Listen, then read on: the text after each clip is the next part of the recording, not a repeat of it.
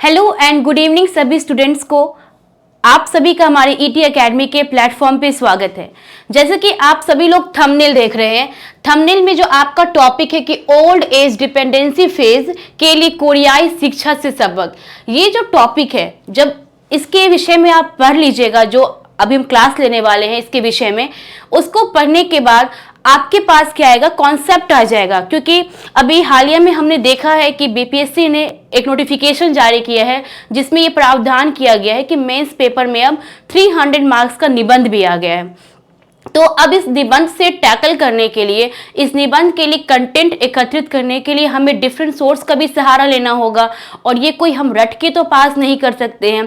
इसके लिए हमें अपनी एक आइडियोलॉजी चाहिए होगी, मल्टी डायमेंशनल अप्रोच चाहिए होगा और ये तभी संभव हो पाएगा जब हम डेली न्यूज़पेपर को आधार बनाएं। ठीक है, डेली न्यूज़पेपर में जो एडिटोरियल आते हैं उसको पढ़ें और उसको पढ़ के अपनी थिंकिंग को डेवलप करें। और इस टॉपिक को पढ़ने के बाद जो आपका एजुकेशन वाला टॉपिक है और पॉपुलेशन वाला जो टॉपिक है वो क्या होगा कि उस पे आपके पास, क्योंकि देखिए निबंध जो है उसके लिए आपको अच्छे खासे वर्ड्स होने चाहिए, अच्छे खासे वर्ड्स में आपको लिखना होगा, तो उसके लिए अच्छा खासा कंटेंट भी चाहिए होगा। तो इसका जो कंटेंट का एकत्रित करेंगे, मैं ऐसा नहीं बोल रही हूँ कि आप इस टॉपिक को पढ़ लीजिएगा तो जो आपका एजुकेशन वाला और जो आपका पॉपुलेशन वाला टॉपिक है इससे रिगार्डिंग कोई भी टॉपिक आएगा ऐसे में तो आप टैकल कर सकते, मतलब कि आप उस पर पूरा लिख दोगे नहीं, आप उसके कुछ पोर्शन को अच्छे से डील कर पाओगे इस टॉपिक को पढ़ने के बाद। और एक और बात मैं बताना चाहती हूँ, हालांकि अभी ये प्रोविजन किया गया है कि बीपीएससी में ऐसे जो है अब से रहेगा, तो हमारे पास कोई भी प्रीवियस ईयर के क्वेश्चंस नहीं है इसको लेके, क्योंकि हम अपनी तैयारी को स्टार्ट करते हैं तो आधार किसको बनाते हैं, प्रीवियस ईयर क्वेश्चन को। तो अब हमारे पास जो आधार है वो यूपीएससी के एससी के क्वेश्चंस है। अगर हम कोई टॉपिक को पढ़ते हैं और उसके क्वेश्चंस को लेके उसको सॉल्व करने की कोशिश करते हैं तो हमारी जो प्रैक्टिस है उसको एक सही डायरेक्शन मिल पाएगा। तो आइए हम अपने टॉपिक को स्टार्ट करते हैं। तो टॉपिक को वापस एक बार आप लोग देख लीजिए। जो ओल्ड एज डिपेंडेंसी फेज है उसके लिए जो हमारा साउथ कोरिया है वहां के शिक्षा के मॉडल से हम क्या सबक ले सकते हैं अपने इंडिया के रेफरेंस में। तो आइए देखते हैं इसे।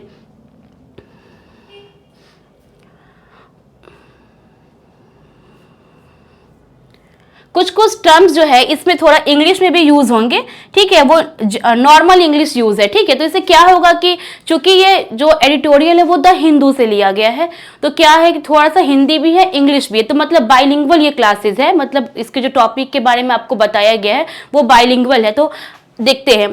देखिए हम सभी जानते हैं, हम क्या अभी देख रहे हैं, ओल्ड, जो हमारा टॉपिक है वो क्या है, ओल्ड एज डिपेंडेंसी फेज। अब जो ये टर्म आया ये कहां से आया, तो देखिए आपको यहां पे दिख रहा है कि we know 3 phase of demographic transition. जो डेमोग्राफिक ट्रांजिशन होता है उसका 3 फेज होता है। जो हम जनसांख्यिकीय क्या बोलते हैं ट्रांजिशन देखते हैं उसके 3 फेज होते हैं। वो 3 फेज कौन कौन से हैं देखिएगा। 3 फेज जो है आपके, फर्स्ट फेज में क्या आता है, बेबी बूमर फेज आता है। बेबी बूमर फेज में क्या होता है, जो जन्म दर होती है वो आपको अधिक देखने को मिलती है। सेकंड फेज क्या होता है हमारा, डेमोग्राफिक डिवाइडेड फेज। ये जो फेज होता है इसमें आपको 15 to 59 जो एज की जो कार्यबल जनसंख्या होती है वो आपको देखने को किस फेज में मिलेंगे, तो आपको सेकंड फेज में मिलेंगे। और सेकंड फेज कौन सा है आपका, डेमोग्राफिक डिवाइडेड फेज। एंड जो थर्ड फेज है हमारा, जिसके विषय में आज हमारा टॉपिक ही है, वो फेज क्या है, तो उस फेज को देखिएगा तो कौन सा फेज है, ओल्ड एज डिपेंडेंसी फेज। ये जो मुद्दा है ये काफी ज्यादा इंपॉर्टेंट है हमारे अभी एडिटोरियल में कंटिन्यू इसकी बात की जा रही है। आप न्यूज़पेपर देखिएगा तो कंटिन्यू बात की जा रही है कि जो एबव 59 है, एबव 60 जो है उन पे ध्यान दिया जाए, ठीक है, उनकी वो कैसे क्या बोलते हैं आत्मनिर्भर बन पाए उस पे ध्यान दिया जाए। क्योंकि आप देखिए ये आप सोसाइटी में भी देख सकते हो, न्यूज़ में भी देख सकते हो किस तरीके से उनको सामना करना पड़ रहा है बहुत सारी दिक्कतों का। तो देखिए, तो ओल्ड एज डिपेंडेंसी फेज जो है इसके विषय में पढ़ेंगे। अब इशू क्या है, आखिर ये मुद्दा क्यों बन रहा है, इतनी ज्यादा न्यूज में क्यों आ रहा है ये मुद्दा, तो देखिए इशू क्या है देखते हैं। जो हमारी वर्ल्ड है उसमें जो ओल्ड एज वाले लोग हैं उनकी संख्या कंटिन्यू बढ़ रही है। अगर आप डेटा को देखिएगा तो आपको पता चलेगा कि दुनिया के लगभग 34 देशों में वर्तमान में जो वरिष्ठ नागरिक है, वरिष्ठ नागरिक इन द सेंस कि जो 65 वर्ष से अधिक उम्र के लोग हैं, उनकी जनसंख्या कितने देशों में, तो 35 देशों में, ये वर्तमान का आंकड़ा है। तो 35 देशों में जो वरिष्ठ नागरिक है उनकी संख्या, जो कार्यबल संख्या है, जनसंख्या है, उनसे अधिक है।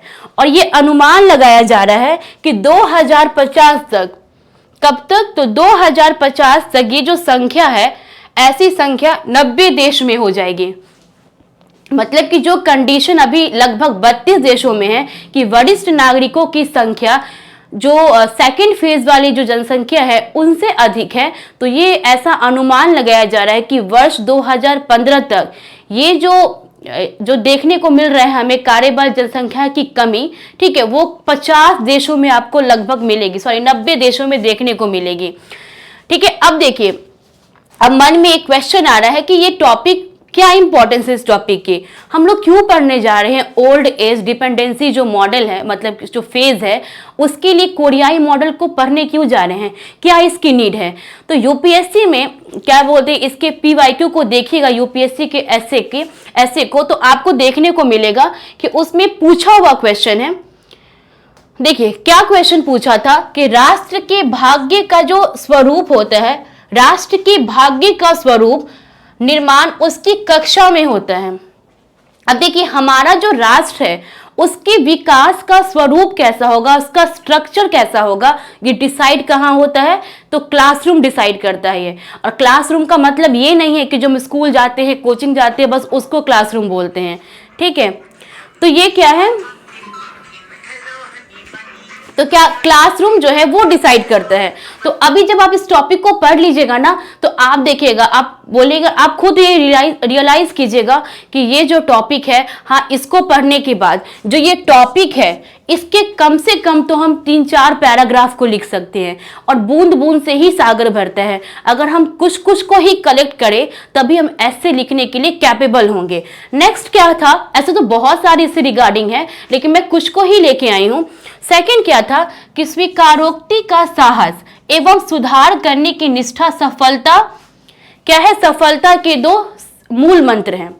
ठीक है, ये भी ऐसे क्या है, तो यूपीएससी में पूछा गया है। चलिए इसको मैं आपको ना लास्ट में दिखाऊंगी, ताकि जो होता है ना कि मन में आ रहा हो कि क्यों है ये, तो ये आप लास्ट में जब मैं आपको दिखाऊंगी तो आप खुद कमेंट करके बताइएगा कि क्या आपको लग रहा है कि इस टॉपिक को पढ़ने के बाद आप इस दोनों के क्वेश्चन के जो स्वरूप है, क्वेश्चन क्या डिमांड कर रहा है, ऐसे क्या डिमांड कर रहा है, उसको लिखने में क्या करो, सक्षम हो पाओ। तो देखिए हमने क्या देखा, तो हमने देख लिया कि मुद्दा क्या था। अब हम देखते हैं वर्तमान में आंकड़े क्या है। ठीक है, हमारे यहाँ जो ओल्ड एज वाला जो है उसके आंकड़े क्या है उसको देखते हैं। तो आप देखिएगा, सदी के मध्य तक 6 में से 1 इंसान की उम्र 65 साल से ऊपर होगी। ठीक है, ये बताया जा रहा है कि जब इस सदी का अंत होगा, मतलब आफ्टर 10 ईयर्स, ठीक है, तो क्या होगा कि जो 6 लोग हैं तो उसमें से क्या होंगे, 1 बूढ़े मिलेंगे। लेकिन आप क्या है 2019 में देखिएगा, जो 2019 आज से 3 साल पहले तो जो सर्वे किया गया था उसमें पाया गया था कि 11 व्यक्तियों में से 1 आदमी आपको कौन मिल रहा है जिसकी उम्र 60-65 वर्ष से अधिक है। तो ये क्या है, ये हमारी वर्तमान की सिचुएशन है। ठीक है, इसको आप समझ पा रहे हैं।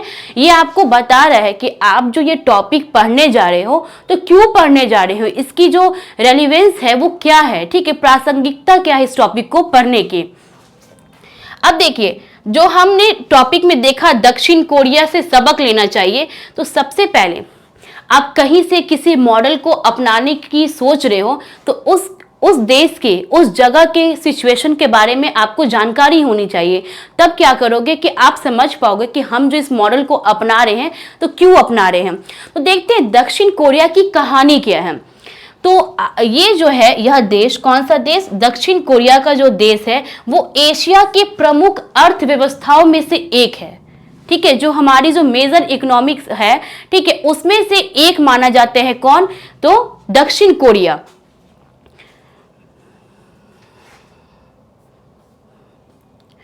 और इस देश के विषय में आप देखिएगा ना, तो इस देश में ना अचानक से बहुत ज्यादा जो वृद्धों की संख्या है, ठीक है, जो ओल्ड एज के लोग हैं, उनकी जो जनसंख्या है वो काफी तेजी से बढ़ी है।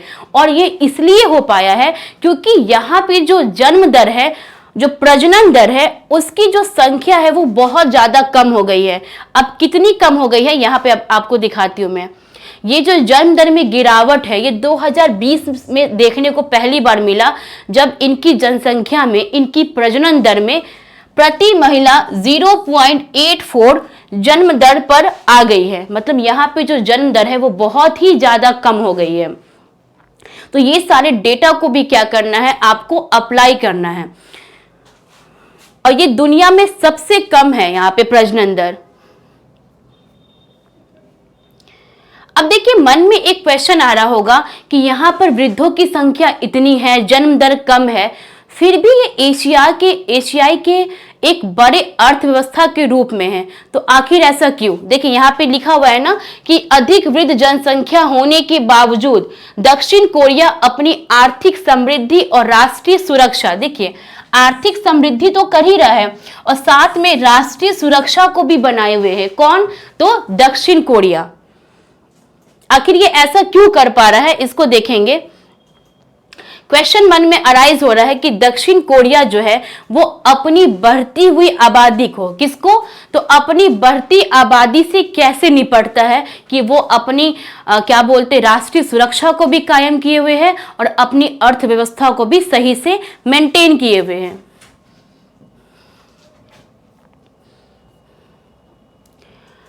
दक्षिण कोरियाई के मॉडल को देखने से पहले हम अपनी भारत की स्थिति को देख ले कि हमारे भारत की स्थिति क्या है। ठीक है, तो आइए देखते हैं भारत की स्थिति क्या है। तो हमारी जो नीति है वो युवा आबादी पर बहुत ज्यादा केंद्रित है। आप लोग खुद बताइए कि हमारी जो भी स्कीम बनती है वो ज्यादा किस पे ओरिएंटेड होती है? तो यूथ पे ओरिएंटेड होती है। तो क्या सरकार का पर्पस होता है कि क्या बोलते हैं, युवाओं पर फोकस करते हैं। और क्या फोकस होता है कि इनको हमें एजुकेट करना है। किसको? तो युवाओं को एजुकेट कर दो, स्किल दे दो और नौकरी दे दो।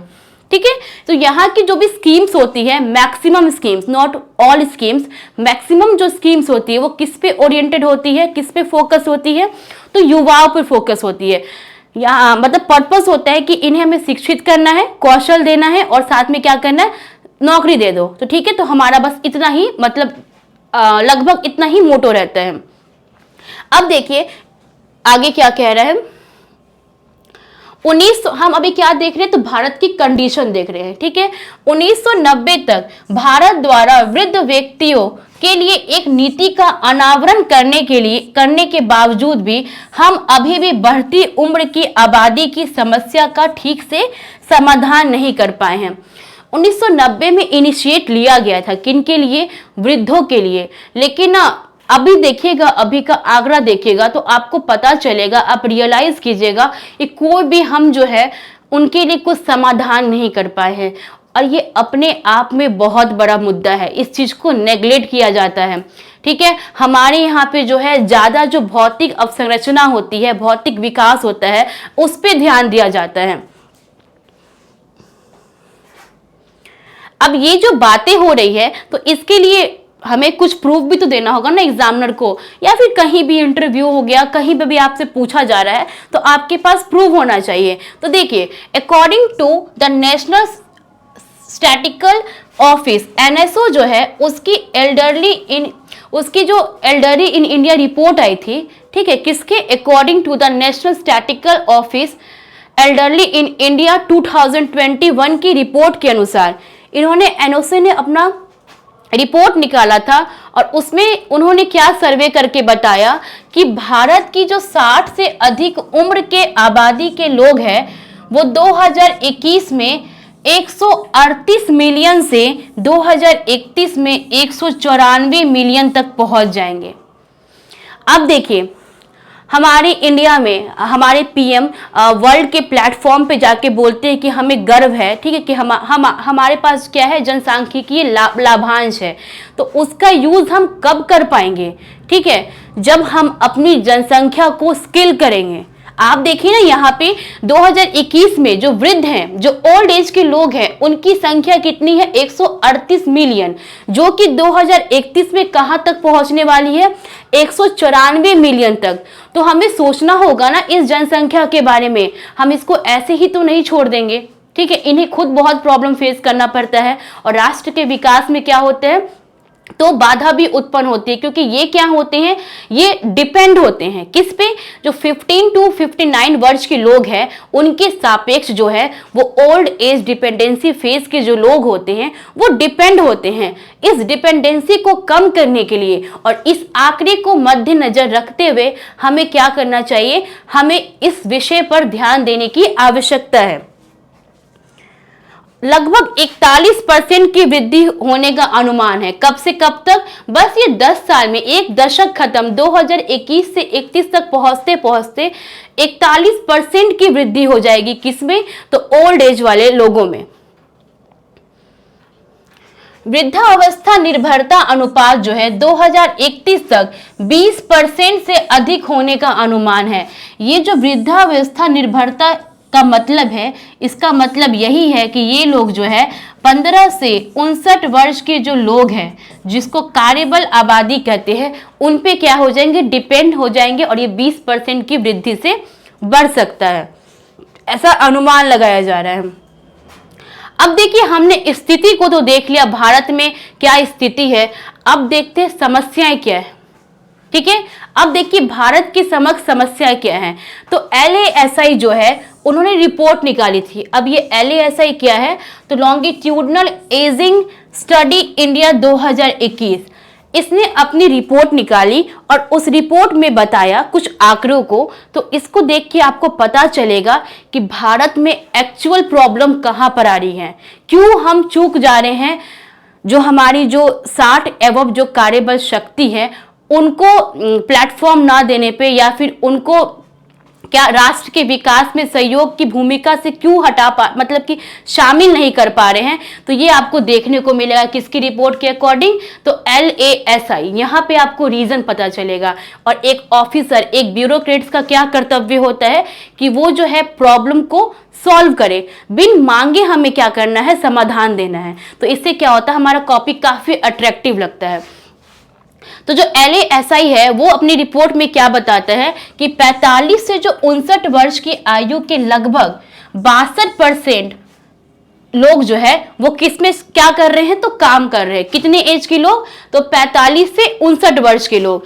और देखिए 60 वर्ष से ऊपर के लोग जो हैं वो कितने हैं? तो मात्र 35.7% लोग ही वर्तमान में काम कर रहे हैं। ये आंकड़े बता रहे हैं कि जो इस बात की पुष्टि करते हैं कैसे उनको हम लोगों ने क्या बोलते हैं, उनके लिए कुछ अभी तक कार्य नहीं किया गया है। मात्र 35.7% लोग ही है जो 60 वर्ष की उम्र से आगे जो है वो कार्य कर रहे हैं। अब इसका कारण क्या है? कोई तो कारण होगा जिस कारण से ऐसी चीजें देखने को मिल रही है। तो इसका जो प्रमुख कारण है वो क्या है? तो कौशल की कमी। किसकी कमी? तो कौशल की कमी। आज हमारा देश जो है वो लगातार डिजिटल की ओर, AI की ओर, आर्टिफिशियल इंटेलिजेंस की ओर बढ़ रहा है। तो आप देखिए जो वृद्ध लोग हैं उनके टाइम पे ऐसी चीजें नहीं आई थी, तो वो उनके बारे में उनको कौशल प्रदान नहीं था। वो उनके लिए उस टाइम पे वो स्किल नहीं था कि वो कैसे इसको चला सके, क्योंकि उस टाइम पे इंट्रोड्यूस ही नहीं हुआ था AI, ठीक है। तो अभी इंट्रोड्यूस हुआ है AI। तो अभी जो वृद्ध है हमें जरूरत आ गई है, हमारी सरकार को, कहते हमारे सिस्टम को ये जरूरत आ गई है कि वो क्या करे? तो जो वृद्ध लोग हैं उनको पुनः कौशल प्रदान करे, ठीक है। ये शब्द आपको याद रखना है, ये समाधान है कि क्या करना है? उन्हें पुनः कौशल प्रदान करना है कि उनको फिर से क्या कीजिए कि आप बताइए, ठीक है। उनके पास जो कौशल है ऑलरेडी, और उनको पुनः कौशल करने का अर्थ ये है कि अभी जो चीज हमारे यहाँ पे न्यू इंट्रोड्यूस हुई है उनसे रिलेटेड उनको बताना, उनको जानकारी देना, ताकि क्या कर सके वो उस फील्ड में कार्य को अच्छे तरीके से कर सके। अब देखिए एक रिपोर्ट और देखिए, जो वर्ल्ड इकोनॉमिक फोरम है उस रिपोर्ट के अनुसार ये रिपोर्ट क्या बोलती है कि भारत में जो युवाओं में भी रोजगार की जो वर्तमान स्थिति है वो चिंताजनक आपको देखने को मिलेगी। युवाओं में हमने ओल्ड एज की बात की, अब साथ में थोड़ा युवाओं को भी देख लेते हैं ताकि जो कंपैरेटिव हमारा जो है लेखन हो सके। तो युवाओं की जो स्थिति आपको देखने को मिलेगी वो भी काफी चिंतनीय है। देखिए, 4 प्रबंधन पेशेवरों में से केवल 1 को नौकरी मिली हुई है। जो लोग मैनेजमेंट का कोर्स करते हैं, तो मान लीजिए 4 लोगों ने किया तो उसमें से केवल 1 लोगों को क्या मिल रही है, तो रोजगार मिल रही है। ऐसा मैं नहीं कह रही हूं, ऐसा कौन कह रहा है, तो वर्ल्ड इकोनॉमिक फोरम कह रहा है। 5 इंजीनियर है तो आपको मतलब किसी ने 5 लोग हैं जो इंजीनियरिंग की पढ़ाई किए तो उसमें से 1 इंजीनियर मतलब उसको नौकरी मिल रही है, ठीक है। और 10 ग्रेजुएट में से 1 ग्रेजुएट जो है उसको नौकरी मिल रही है, नौकरी के लिए योग्य है। ये हमारा जो इंटरनेशनल प्लेटफॉर्म है, ऑर्गेनाइजेशन है वर्ल्ड इकोनॉमिक फोरम, वो अपनी सर्वे में भारत की कंडीशन को बताता है।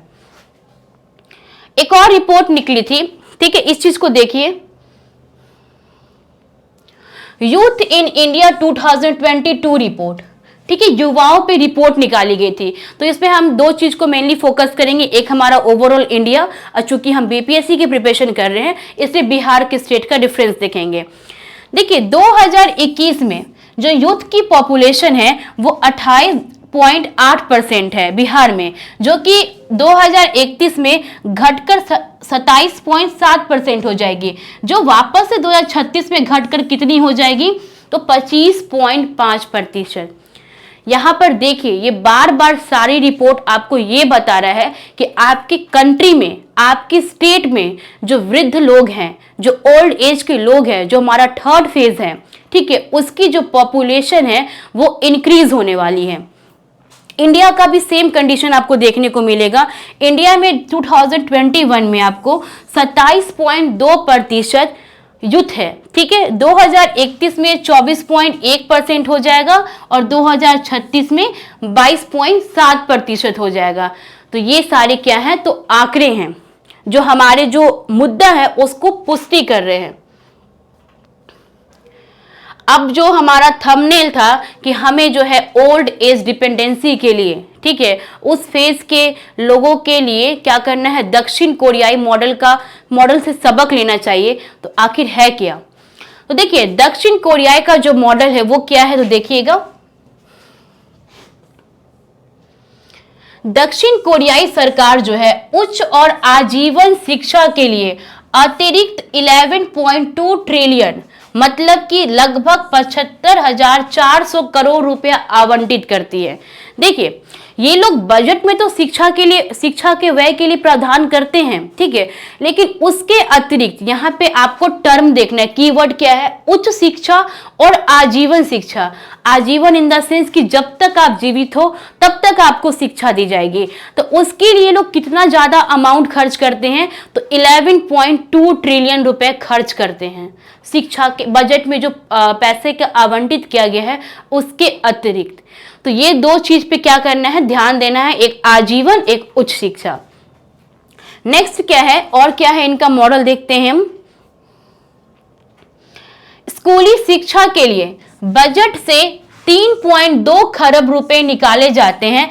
किस लिए निकाले जाते हैं, देखिए, जैसे मान लीजिए कि स्कूल को ना 500 रुपया फंड दिया गया है, ठीक है, कि आपको इसमें क्या करना है, अपने स्कूल को रन करना है, आपका 1 साल का ये फंड है, ठीक है। तो उसमें से भी कुछ पैसे को निकाल लिया जाता है, किस लिए, तो जो वृद्ध एज के लोग हैं उनको शिक्षा प्रदान करने के लिए और उनको पुनर्कौशल देने के लिए, ठीक है, उनके कौशल जो उनको प्राप्त है उसको पुनर्कौशल में परिवर्तित करने के लिए। पुनर्कौशल का यहाँ पे मतलब ये है कि जो अभी की डिमांड है कि अभी जो हाईटेक जो है आर्टिफिशियल इंटेलिजेंस है, इसमें आपको दक्ष बनाना, ताकि क्या कर सको, आप जो है रोजगार में, आप जो है कार्यबल में शामिल हो पाओ। तो ये क्या किया जाता है, तो इनके स्कूल वाले जो फंड होते हैं उनसे भी कुछ पैसे को निकाला जाता है और शिक्षा, वयस्कों की शिक्षा और पुनर्कौशल के लिए आवंटित किया जाता है। अब मन में एक क्वेश्चन आ रहा होगा कि ये लोग तो स्कूल से पैसा निकालते, स्कूल को तो नुकसान होगा। तो आप देखिए, ये लोग, अभी मैंने आपको स्टार्टिंग में ही बताया था कि क्या दक्षिण कोरिया की जब मैं कहानी बता रही थी आपको, तो मैं वहां पे मेंशन की थी कि 2020 में यहाँ के डेटा से एक बात निकली थी कि यहाँ पे जो प्रजनन दर है वो 1 से भी कम हो गई, 0.8 के समथिंग यहाँ पे महिलाओं का प्रजनन दर है।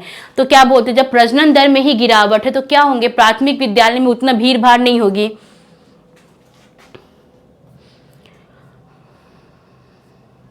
देखिए यहाँ पे लिखा ना, वयस्कों की शिक्षा और पूर्ण कौशल पर अधिक ध्यान दिया जाता है।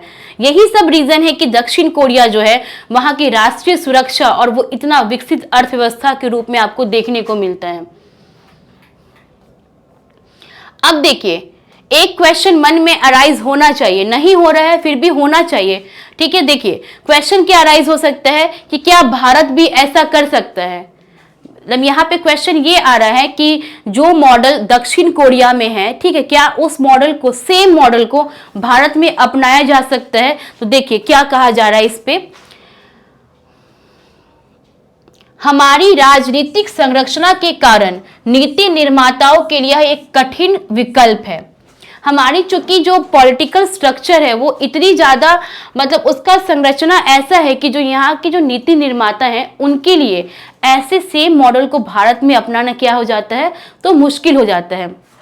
देखिए ये वाला जो टॉपिक है ना, कौन सा टॉपिक, ये वाला जो लाइंस पढ़िएगा, इसको पढ़ने के बाद आप एक क्वेश्चन का आंसर ये भी कर पाइएगा कि आगामी कभी पूछता है कि लोकतंत्र के समक्ष क्या क्या चुनौतियां हैं, तो आप उसमें भी इसको लिख सकते हो पॉलिटी वाले सेक्शन में।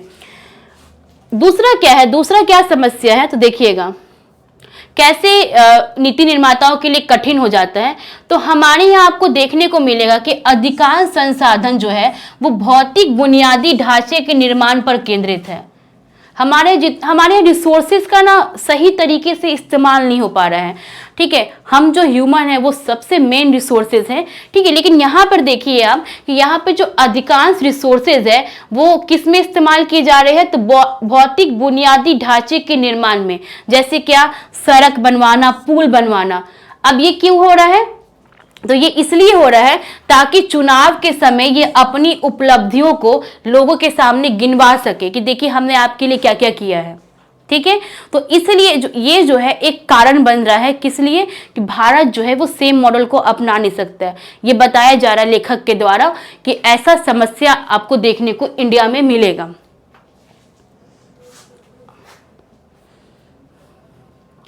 और देखिए भारत में जो शिक्षा है वो हमेशा से अल्प पोषित रही है। अल्प पोषित यहाँ पे कहने का मतलब ये है कि इस पे जो है वह जो बजट आवंटित किए जाते हैं वो बहुत ही कम किए जाते हैं, तो इसलिए इस सेंस में कहा जा रहा है कि अल्प पोषित है। अब जब आप इस पे ज्यादा व्यय ही नहीं कीजिएगा तो कैसे इसका आउटकम निकलेगा।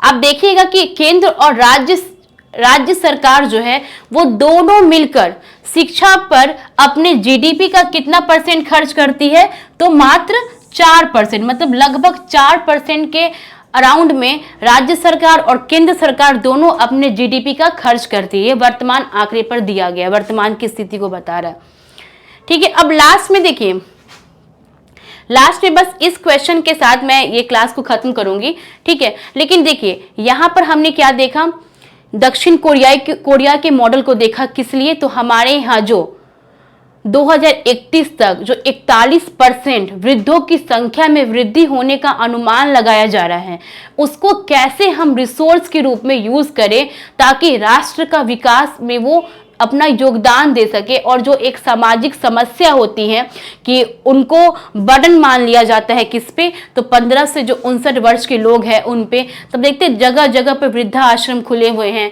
ठीक है। आपको डेली न्यूज में देखने को मिलता है कि उनके साथ गलत व्यवहार किया जा रहा है, घर से बाहर निकाल दिया जा रहा है।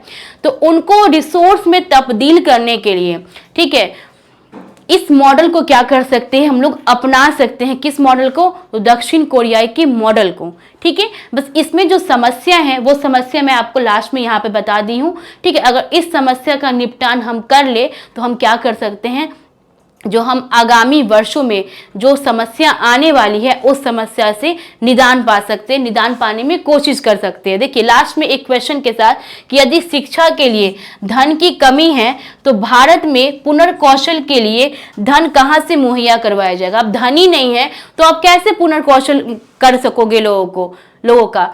तो कैसे होगा, नहीं होगा फिर। इसलिए जरूरत है कि जो जनसंख्या है उसका पुनर्कौशल किया जाए, जो वृद्ध जनसंख्या है, जो वयस्क जनसंख्या है, उसका पुनर्कौशल किया जाए। तो देखिए अब यहाँ पर आप क्या कर सकते हो, ये जो आपका PYQ था यूपीएससी का, ठीक है, एसए का, उसको आप क्या कर सकते हो, अब लिखने के लिए सोच सकते हो कि हाँ अब लिखा जा सकता है। देखिए यहां पे जो ये कह रहा है, स्वीकारोक्ति का साहस एवं सुधार करने की निष्ठा सफलता के 2 सफल मंत्र हैं। स्वीकारोक्ति का साहस, भारत को ये साहस करना होगा कि वो स्वीकार करे कि नहीं, अब हमारे भारत में जो वृद्ध जनसंख्या है उसकी वृद्धि हो रही है, ठीक है। तो ये क्या करना है, भारत को साहस करना है कि इसको नहीं एक्सेप्ट करे कि नहीं ये चीज होने वाला है, इसको आप नकार नहीं सकते हो। दूसरा क्या बोल रहे हैं कि सुधार करने की निष्ठा, दूसरा टॉपिक बोल रहा है कि सुधार करने की निष्ठा भी होनी चाहिए। तो भारत को चाहिए कि वो इसमें सुधार करने के लिए दक्षिण कोरियाई की जो मॉडल है उसको भी एक जो है सॉल्यूशन के रूप में ले सकते हैं, और अदर भी कुछ सॉल्यूशन जो है हमारे थिंक टैंक जो है वो सोच सकते हैं। तो ये क्या है, तो आप इस एस्से में इसको लिख सकते हो। तो इस टॉपिक को पढ़ने के बाद जो ये आपको शुरू में देखने में लगता है कि नहीं बहुत डिफिकल्ट है, हम इसको कैसे करेंगे, तो इस टॉपिक को पढ़ने के बाद ऐसा तो है कि आप इसका इंट्रोडक्शन या बॉडी पार्ट में कहीं भी, इंट्रोडक्शन में हालांकि इसको चूंकि करंट का मुद्दा है तो इसको आप किसी रिपोर्ट के अनुसार रिपोर्ट से ही क्या कर सकते हो, तो स्टार्ट कर सकते हो। तो इस तरीके से धीरे धीरे आपको क्या करना है, अपने पास कंटेंट को कलेक्ट करना है और कैटेगराइज कर लीजिए। जैसे आज आपने ये टॉपिक पढ़ा तो ये टॉपिक आपका जनसंख्या में भी काम आएगा और आपके जब शिक्षा पे लिखने को आएगा, हालांकि शिक्षा पे ऐसे लिखने को नहीं आता है, बस वो कनेक्ट करके देते हैं। तो कभी भी लिखने को आए तो आप क्या कर सकते हो, 4-5 पैराग्राफ जो है यहाँ से उठा के भी डाल सकते हो। तो क्या होगा, आपका मल्टी डायमेंशनल अप्रोच जो है वो तैयार होगा। तो आप सभी कमेंट सेक्शन में जरूर बताइएगा कि कैसा लगा आपको टॉपिक, क्या आपके लिए बेनिफिशियल था, ठीक है। तो फिर मिलते हैं नेक्स्ट टॉपिक के साथ नेक्स्ट क्लास में। सभी को बाय, थैंक यू।